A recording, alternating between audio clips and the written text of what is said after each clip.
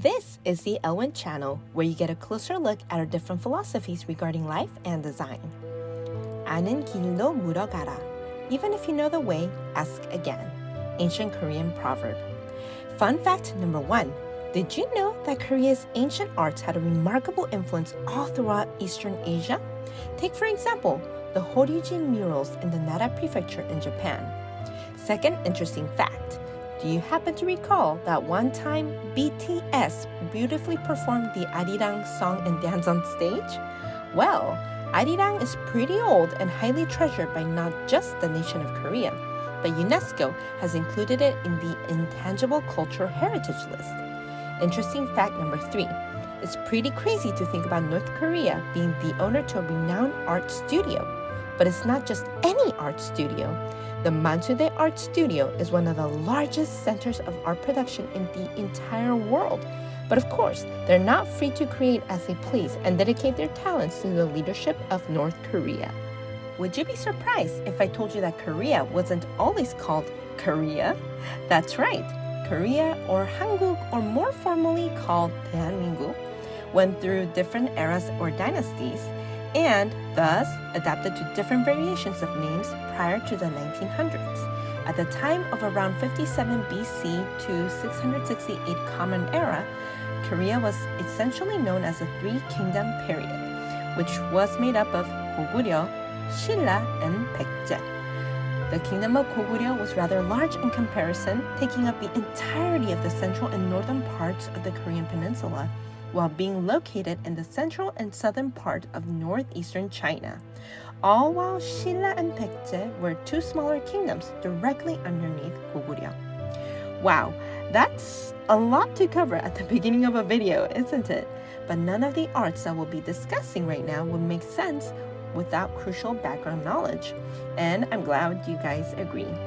So, sometime around 370 Common Era, a group of Buddhist missionaries brought the religion over to Goguryeo, which was now also in the northern portion of today's beloved Korea. Due to Buddhism's remarkable presence, the society began to broaden their horizons with luxuries like fine arts and paintings. The kings of Goguryeo took this opportunity to venerate Buddha by commissioning projects like paintings and buildings and all kinds of works of art. Interestingly enough, a lot of the culture and daily life that we might be curious about lie within the tomb murals done by Goguryeo artists. And naturally, because of its being a glimpse into the past of ancient civilizations, these tomb murals have been appointed as World Heritage Sites by the UNESCO. For example, some of the most often seen artworks depict images like a group of dancers moving their arms around as if they were, loosely in the words of poets, different types of royal birds. In the bottom of this painting, there's a group of passersby and folks who are watching this dance take place, all while to the left we find servants bringing out food and drinks from their kitchen. And of course, if we see servants in the image, it is to be expected that there's a high and important figure of sorts around as well, perhaps the master of the house.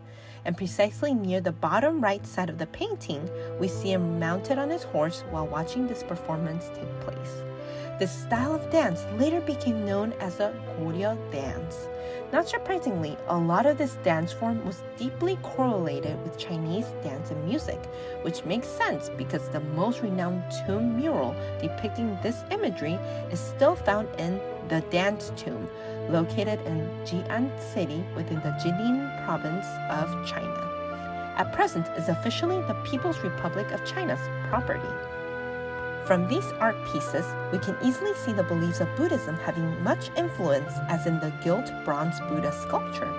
Many of the murals also show the appreciation of mythical creatures, like in the White Tiger Tomb mural, which is comprised of a mix of a tiger, phoenix, tortoise, snake, and a dragon all in one.